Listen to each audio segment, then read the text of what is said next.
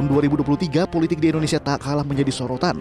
Usai rangkaian pesta demokrasi 5 tahunan dimulai sejak pendaftaran ketiga pasangan Capres-Cawapres pada Oktober lalu.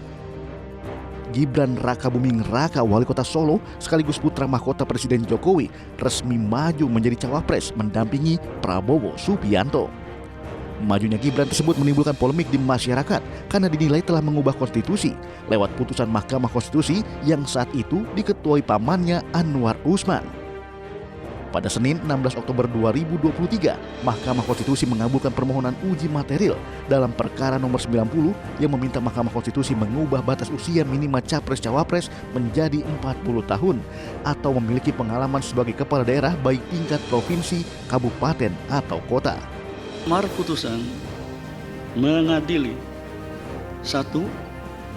Mengabulkan permohonan pemohon untuk sebagian berusia paling rendah 40 tahun atau pernah sedang menduduki jabatan yang dipilih melalui pemilihan umum termasuk pemilihan kepala daerah.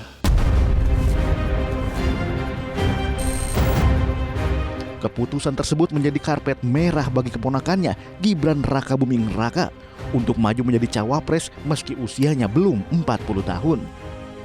Putusan yang menimbulkan polemik di masyarakat tersebut membuat Majelis Kehormatan Mahkamah Konstitusi menerima 21 laporan pelanggaran kode etik hakim Mahkamah Konstitusi. Dari 21 laporan yang masuk, 15 diantaranya melaporkan Ketua Mahkamah Konstitusi Anwar Usman.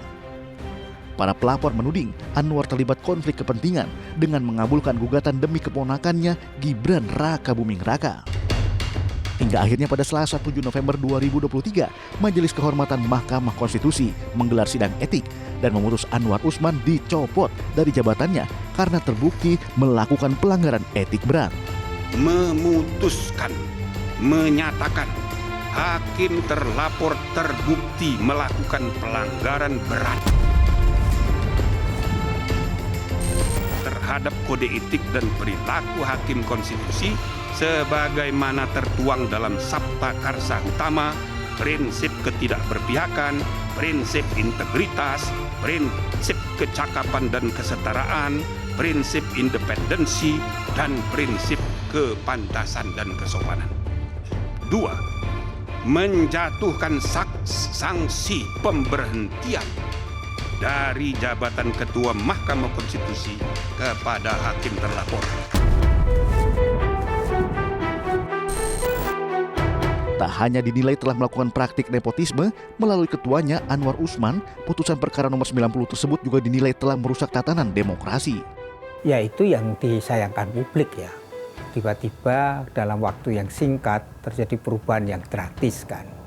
Apalagi dengan keputusan Mahkamah Konstitusi, di mana secara konstitusi sebenarnya itu kan keputusan yang menghancurkan demokrasi itu.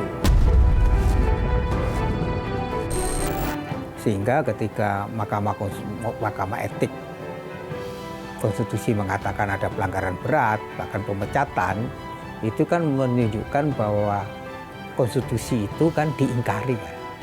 Nah, kalau konstitusi itu diingkari, itu yang disebut cacat moral. Meski telah dinyatakan melanggar kode etik berat dan dicopot dari jabatannya sebagai Ketua Mahkamah Konstitusi, namun Anwar Usman menyatakan tak akan mundur sebagai Hakim Mahkamah Konstitusi.